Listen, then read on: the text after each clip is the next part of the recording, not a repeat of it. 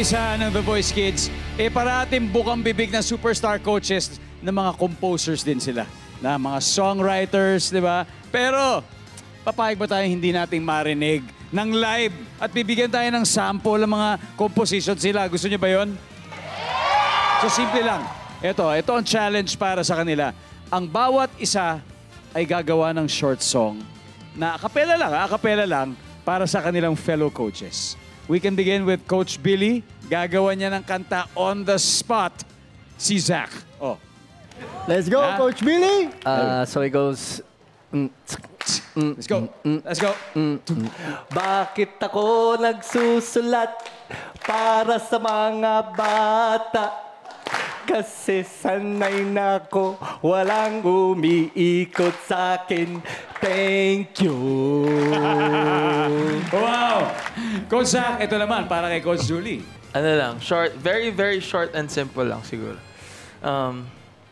Alam ko maganda ka, Julie, pero ako pa rin pipiliin sa huli. Para commercial lang. Para commercial. Sa akin, no? Sa akin.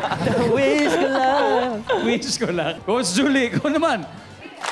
Julie, that's my name. Winner, that's what I said. Wala na akong sasabihin. Basta't alam ko lang, ako'y for the win. Hey! Yeah.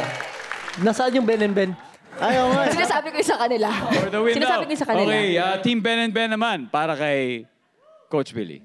Sobrang na-inspire kami, Coach Billy. Sobrang nakaka-inspire talaga siya, as in. As in, talagang naiyak ako.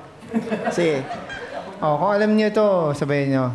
Si Coach Billy, pipiliin na sa susunod na habang buhay. Ganda.